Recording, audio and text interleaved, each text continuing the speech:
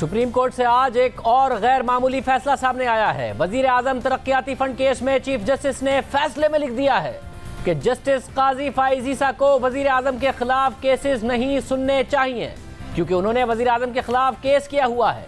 Supreme court ने 3 फरवरी को वजीर आजम की जानिब से अरकान असेंबली को 50-50 करोड़ रुपए के तरक्याती फंड जारी करने की खबर का नोटिस लिया। फिर उस पर गुज़िश्ता रोज समाअत हुई। अदालत ने वफाकी और सूबाई हुकूमत से जवाब तलब किया और फिर आज ये दरख्वास्त निपटा दी। और अब से कुछ देर पहले इस केस का मुख्तसर फैसला सामने आया है, जिसके मुताबिक सूबाई हुकूमतों ने वाज़ेह तौर पर कहा है कि उनके सूबे में कोई भी डेवलपमेंट फंड किसी रुकन असेंबली या वजीर को नहीं दिए जा रहे और तरक्याती फंड्स आइन और कानून के मुताबिक इस्तेमाल होंगे।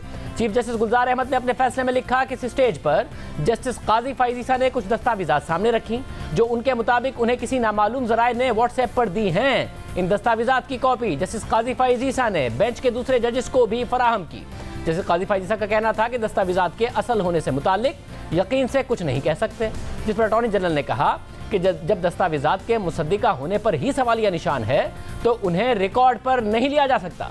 अटॉर्नी जनरल ने मजीद कहा कि इस मामले में जस्टिस काजी फाइज ईसा शिकायत कुरुंदा बन जाएंगे और इस सूरत में उनके लिए ये मुनासिब नहीं होगा कि वो ये मामला सुने।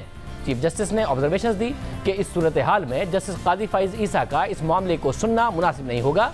इस बात को मद्देनजर रखते हुए कि वो पहले ही वजीर आजम के खिलाफ जाती हैसियत में दरख्वास्त गुजार है, इसलिए गैर जानिबदारी के उसूलों को बरकरार रखते हुए और इंसाफ के तकाज़ों को मद्देनजर रखते हुए जस्टिस काजी फाइज ईसा को वो केसेस नहीं सुनने चाहिए जो वजीर आजम से मुताल्लिक हों। अदालत की तरफ से जो सवालात उठाए गए थे उनके जवाबात मुतालिका हुकूमतों ने दे दिए हैं, इसलिए हम इस मामले को आगे बढ़ाने में कोई वजह नहीं देखते। नतीजतन इस केस को निपटाया जाता है। ये बहुत गैर मामूली फैसला है। चीफ जस्टिस ने अपनी ही अदालत के एक सीनियर जज को वजीर आजम के खिलाफ केसेस सुनने से मना किया है, क्योंकि उन्होंने वजीर आजम के खिलाफ केस किया हुआ है।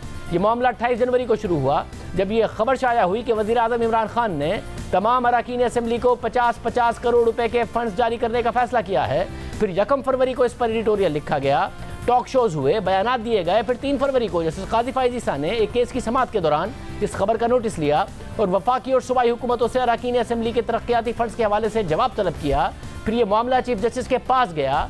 उन्होंने इस मामले को सुनने के लिए 5 रुकनी लार्जर बेंच तश्कील दिया, जिसमें जस्टिस काजी फाइज ईसा को भी शामिल किया, जिसने गुज़िश्ता रोज़ पहली समाअत की, जिसमें अटॉर्नी जनरल ने इस खबर की तरदीद की, जिस पर अदालत ने हैरत का इजहार किया और कहा कि हुकूमत ने इस खबर की तरदीद क्यों नहीं की। फिर आज वज़ीर आज़म के दस्तखत के साथ रिपोर्ट तलब की और आज की समाअत के बाद ये फैसला सामने आया है। हमारे साथ सीनियर सहाफ़ी अब्दुल क़य्यूम सिद्दीकी साहब मौजूद हैं। सिद्दीकी साहब बहुत शुक्रिया। सिद्दीकी साहब, ज़ाहिर साल से आप कोर्ट कवर कर रहे हैं, एक अनप्रेसिडेंटेड फैसला आप समझते हैं जिसकी नज़ीर नहीं है पहले, या पहले ऐसा हो चुका है?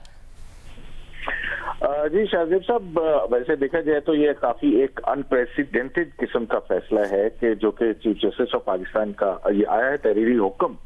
अब इस तहरीरी हुक्म में ये कहा गया कि गैर मुतासिब और गैर जानिबदारी के असूल और इंसाफ का तकाजा होगा कि जस्टिस काजी फाइज ईसा वज़ीर आज़म पाकिस्तान से मुतालिक मामलात की समाअत नहीं करना चाहिए।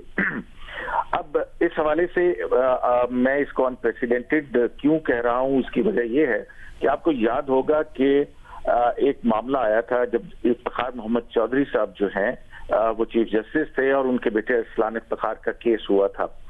असलान इफ्तिखार के केस के अंदर 22 के हवाले से सुप्रीम कोर्ट ऑफ पाकिस्तान का फैसले हैं, जिसके अंदर ये करार दिया गया है कि बायसनेस का या गैर जानिबदार होने का फैसला और उस बेंच में बैठने ना बैठने का फैसला कि आया वो जज खुद को गैर मुतासिब समझता है या नहीं, ये फैसला उस जज ने बजाते खुद करना है। लेकिन आज का हुक्म जो है ये माजी के इन अहकामात से थोड़ा सा मुख्तलिफ है और इसमें चीफ जस्टिस ऑफ पाकिस्तान जो ऑर्डर लिख रहे हैं उसके अंदर वो ये कह रहे हैं कि इस दौरान एक सिचुएशन हुई और उस सिचुएशन के अंदर अटॉर्नी जनरल ऑफ पाकिस्तान ने इतराज किया कि अगर काजी फाइज ईसा कंप्लेनेंट बनते हैं या तो फिर जो भी सूरत हाल हो उसमें जस्टिस काजी फाइज ईसा को इस बेंच में मौजूद नहीं होना चाहिए। और फिर आगे चीफ जस्टिस ऑफ पाकिस्तान ने ये कहा वो कि बेंच जो है वो चीफ जस्टिस पाकिस्तान ने खुद ही तश्कील दिया है, क्योंकि ये चीफ जस्टिस ऑफ पाकिस्तान का इख्तियार होता है। और फिर ये हुक्म जारी किया गया कि क्योंकि वजीर आजम के खिलाफ काजी फाइज ईसा ने मुकदमा कर रखा है तो लिहाजा इंसाफ का और गैर जानिबदारी का तकाजा ये है कि उन्हें नहीं बैठना चाहिए।